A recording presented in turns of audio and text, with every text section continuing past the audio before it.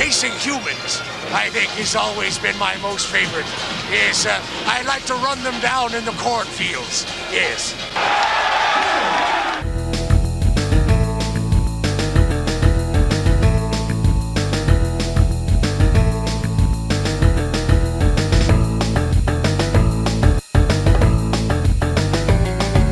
Several companies hired celebrities and professional athletes to sign autographs and promote their titles. Of course I played Tomb Raider, and like every other hot-blooded male, I was in love with Lara. Well, it is definitely an honor to be with Mr. Jedi himself, Jake Lloyd, who plays Anakin Skywalker in the Episode 1 movie. How are you doing?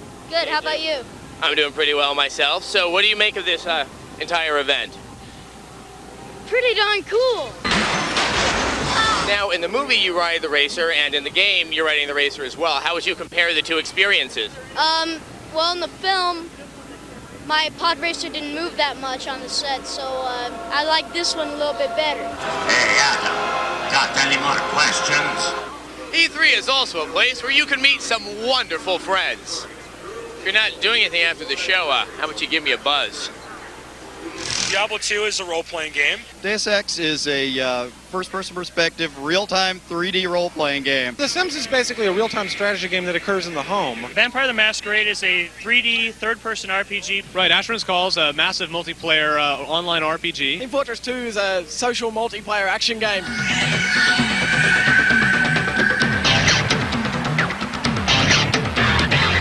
The level of graphical quality in games is universally high right now. The game manufacturers are having to really up their game content. I think in the RPG world, people won't tolerate a game that's all flash and no content. So I think when you see all these great RPGs coming out, they're really more content-driven than a lot of the trends that have come by in the past. So the RPG trend is also a content trend, which is great. And what can PC gamers expect from developers in the coming years? Online gaming is back. I think the biggest trend we're seeing right now is one that started a couple of years ago, but is really picking up steam, which is the online multiplayer gaming. Well, I think the number one trend that I've seen at this year's E3 in PC gaming is just really the emergence of online-only games. You just didn't have this variety in terms of genres and also this quality in terms of graphics and sort of sophistication in online-only games prior to this year's E3. So I think that it really is a hallmark of what's to come.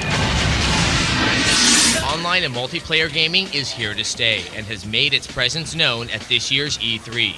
This year's crop of titles are sure to change the way we look at online gaming. It's not about running around and killing other people, it's about getting out there and having a lot of fun with your friends. You have a whole different level of strategy and a whole different level of sort of, I don't know, glory. When you come to the aid of your team, when you come to the aid of your dying compatriot right when he's about to go down and you rescue him. I mean, that's something that you can't get in a single-player game and you can't get in an anonymous game where you're just basically everyone's an enemy. Clearly, players want more from online and multiplayer gaming. But are companies going to give it to them? What is the future of online and multiplayer gaming? It's really not games, it's online communities that we want to build. I think persistence in characters is really important. Figuring out how to scale to larger and larger worlds is really important. It'd be really interesting with the huge number of servers around the internet to figure out how to have an economy that existed between the various servers. Those are some of the longer term research areas that Valve and some of the other action gaming companies are looking at.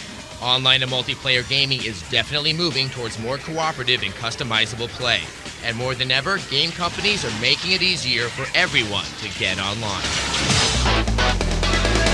Perhaps its own battle cry, Sony plays Jammer Lammy loud and proud towards Sega's booth.